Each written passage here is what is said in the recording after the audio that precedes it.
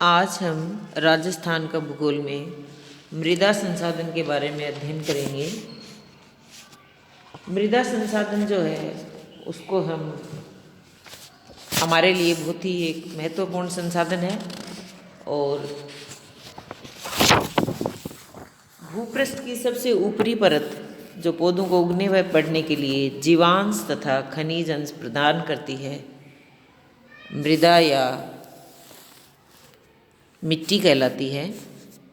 भौगोलिक शब्दकोश के अनुसार मृदा भूपृष्ठ पर असंगठित व महीन कणों से निर्मित वह ऊपरी पतली परत है जिसमें विभिन्न खनिजों के कण, ह्यूमस, आर्द्रता, वायु आदि संयुक्त होते हैं। उसके नीचे मूल सेल स्थित होती है। मिट्टी का निर्माण मौलिक सेलों के अपक्षय तथा प्रदन से प्राप्त पदार्थों से होता है जिसमें जैविक अवशेषों का मिश्रण हो जाता है, ह्यूमस। मृदा के विकास में मूल, चट्टान, जलवायु, वनस्पति, ढाल, समय आदि का मुख्य हाथ होता है। मिट्टी के महत्व को राय चौधरी ने इस तरह बताया है: soil is just like gold dust which produce money, wealth and prosperity. यानी मिट्टी जो है हमारे लिए एक महत्वपूर्ण संसाधन है। मृदाएं किसी भी प्रदेश की आधारभूत प्राकृतिक नवीनीकरणीय जैव संसाधन होती हैं जिसकी पूर्ति खाद व उर्वरक डालकर की जा सकती है। राजस्थान में जो मिट्टियां पाई जाती हैं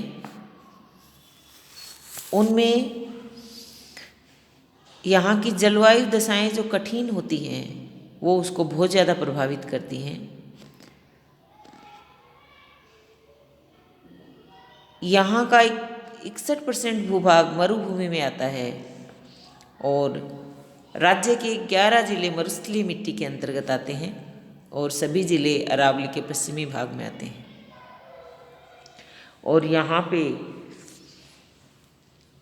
जो राजस्थान में जो डेजर्टिफिकेशन की प्रॉब्लम है, यानी मरुस्थलीकरण की प्रॉब्लम है, वो भी हम देख सकते हैं कि किस प्रकार से मरुस्थल की मिट्टियाँ एक रात में उड़कर दूसरे स्थान की मिट्टी पर अपना आवरण जमा देती हैं।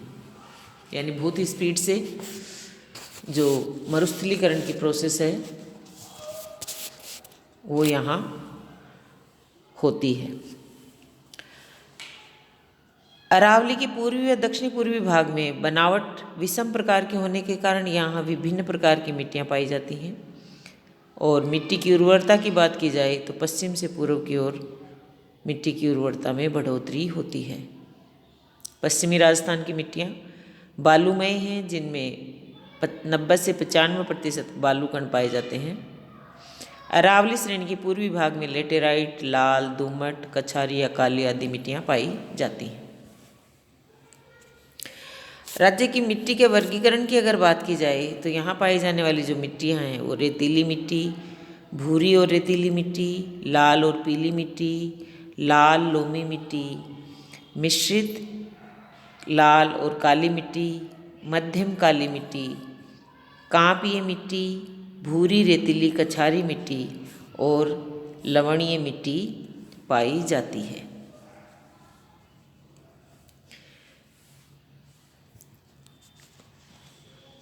रेतीली मिट्टी जो है उसकी अगर बात की जाए तो ये जहाँ पाई जाती है वहाँ वार्षिक वर्षा बहुत ही कम होती है।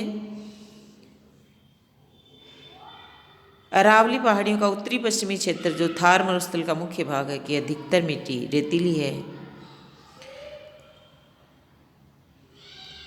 संपूर्ण क्षेत्र वायु द्वारा निक्षेपित मिट्टी से निर्मित है जिसमें रेतीली, लाल, पीली भूरी आदि मिट्टी ज़्यादा पाई जाती हैं। और मिट्टी के रंग व उपलब्धता के आधार पर हम इसे 4 भागों में विभाजित कर सकते हैं।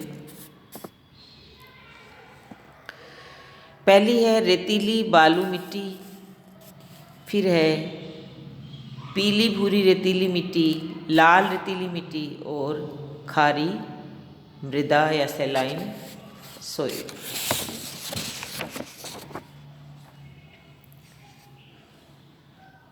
रेतीली बालू मिट्टी जो है वो रेत के टीलों के रूप में पाई जाती है और यहाँ वर्षा का औसत जो है वो 25 सेंटीमीटर से भी कम पाया जाता है। इन धूल भरी उड़ाव मिट्टियों का संपूर्ण क्षेत्र अरावली के पश्चिम में स्थित है। इसमें गंगानगर, बीकानेर, चूरू, जोधपुर, जैसलमेर, हनुमानगढ़ आदि जो ज़िले हैं वो आते हैं। इस मिट्टी के कण मोटे होते हैं जिनमें पानी शीघ्र ही विलीन हो जाता है और पानी जो है बारिश का जो पानी है वो बहुत थोड़े समय के लिए रुक पाता है, यानी नमी धारण करने की क्षमता इनमें बहुत कम होती है। और इन मिट्टियों में नाइट्रोजन व कार्बनिक लवणों की कमी होती है।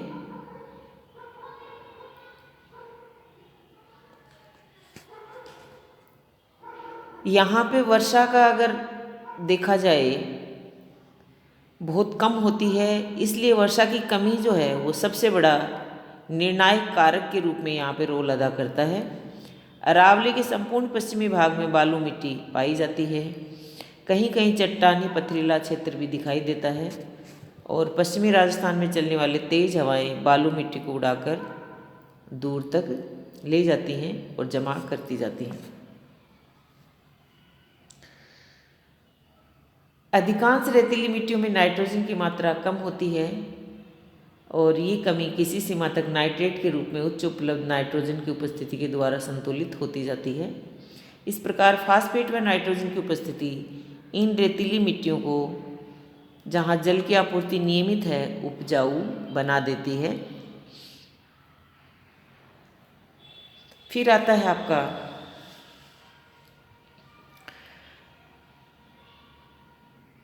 लाल रेतीली मिट्टी। ये जो मिट्टी है इनमें जल को सोखने की क्षमता ज़्यादा होती है, यानी नमी धारण करने की क्षमता अधिक होने के कारण ये कृषि के लिए उपयुक्त होती हैं।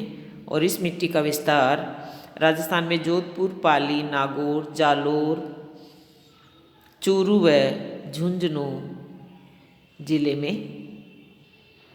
झुंझुनू के कुछ भागों में पाया जाता है। फिर आता है पीली भूरी रेतीली मिट्टी। इसका वितरण अर्ध शुष्क प्रदेश के पाली तथा नागौर जिलों में मिलता है। ऊपरी परत पीली भूरी रेतीली से बालू दोमट आदि रूप में पाई जाती है और 100 से इसमें 150 सेंटीमीटर की गहराई पर चूना मिश्रित मिट्टी की परत मिलती है और ये मिट्टी कृषि कार्य हेतु उपयुक्त है। फिर आती है खारी मिट्टी और राजस्थान में इस प्रकार की मिट्टी जो है वो आंतरिक बेसिनों में पाई जाती है। इस प्रकार की मिट्टी के क्षेत्र जैसलमेर, बाड़मेर, बीकानेर और नागौर जिले की निम्न भूमियाँ अथवा गर्तों में पाई जाती हैं और इनमें इस मिट्टी में लवण की मात्रा जो है वो अधिक पाई जाती है और यहाँ पे जो वनस्पति होगी वो भी लवण रोधी वनस्पति ही उगाई जाती है। ये था अपना रेतीली मिट्टी। बाकी का अपन अध्ययन नेक्स्ट वीडियो में करेंगे।